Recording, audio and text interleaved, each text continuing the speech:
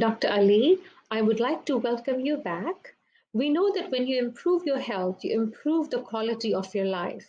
And our goal for you is to bring you the knowledge and resources that you need to empower yourself, your family, and your community.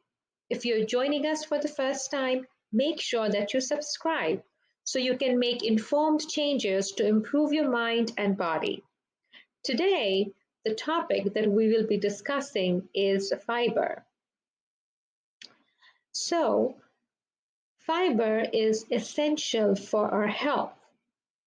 And we will talk about why is it that fiber is so important for our health and healing. High fiber diets have been linked to health benefits such as improved metabolism and heart health. However, as little as 5% of the US population consumes the recommended level of fiber. Now, there are two different types of fibers. There is soluble fiber and there is insoluble fiber. So let's start talking about soluble fibers. So soluble fibers mix with water and they slow digestion. They're associated with a decreased risk of heart disease, decreased cholesterol levels, and better blood sugar control. Soluble fiber can be found in some grains, seeds, legumes, and various vegetables.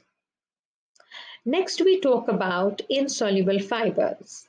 Insoluble fibers are found in foods such as whole grains, beans, and root vegetables. They act as bulk that can help food and waste pass through the gut more easily. These fibers help the process of digestion, and they are also fermented by the good bacteria just like soluble fibers. And they actually also improve the diversity and quantity of good bacteria. They are resistant to digestion. The next thing we will talk about is what is the connection between fiber and different health conditions. We will start off by talking about the connection between fiber and gut bacteria. We know that fiber helps digestive tract by keeping our bowel movements soft and regular. We also know that fiber is good for the digestive tract because it provides bulk to the stool, helping with colonic lubrication and transit. We also know that soluble fiber can be used for treatment of diarrhea as well as constipation.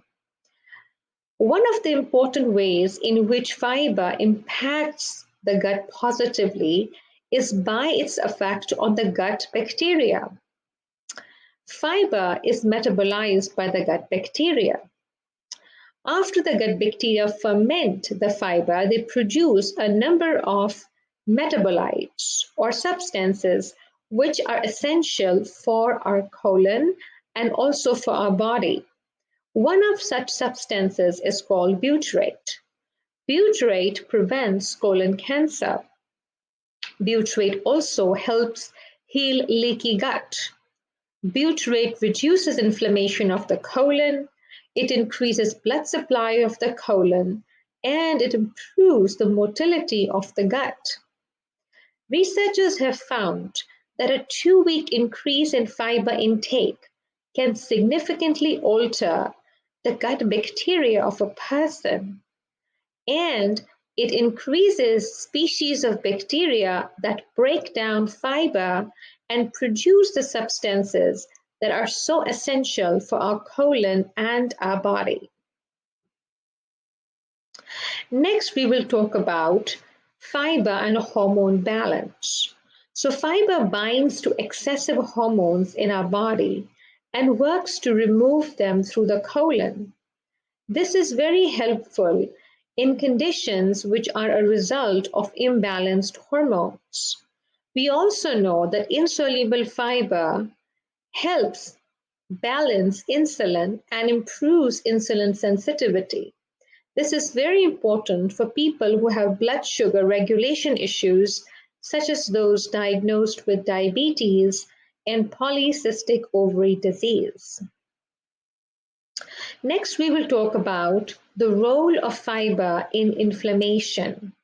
We know that eating a high fiber diet that includes plenty of nutrient-rich fruits, vegetables, beans, nuts, and whole grains can yield many rewards.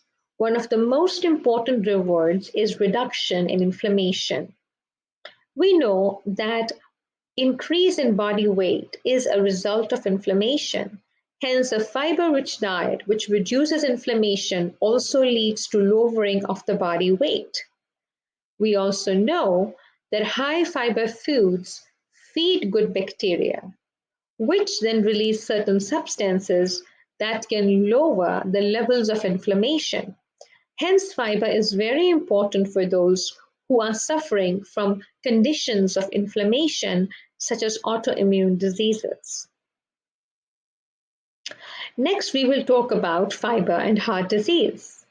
We know that if we replace refined grains with fiber-rich whole grains in our diet, we will be able to lower the risk of stroke by up to 36% and the risk of diabetes about 30%.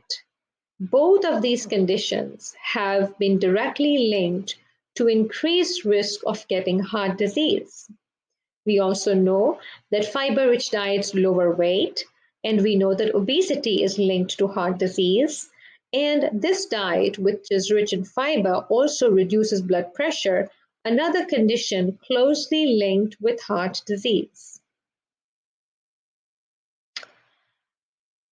Another important finding is that fiber can actually protect against a particular type of dementia called vascular dementia. In this dementia, a person has blockages of very small and tiny blood vessels in the brain.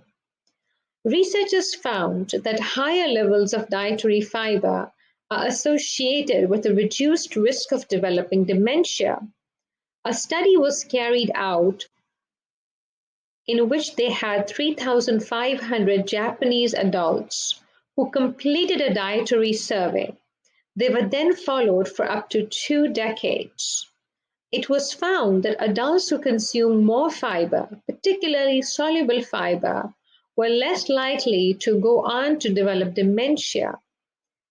These findings may relate to the interactions between the gut bacteria and the brain. Now let us talk about how much fiber do we need to consume. We need to consume at least 50 grams of fiber a day. Now, half cup of vegetables contains 4 grams of fiber. So if we can consume 9 to 12 cups of vegetables a day and 1 to 2 cups of fruits a day, we will be able to achieve our daily fiber requirement. I hope that we can all try and get up to 50 grams of fiber a day. Thank you so much for listening, and we will connect soon next time with more new information.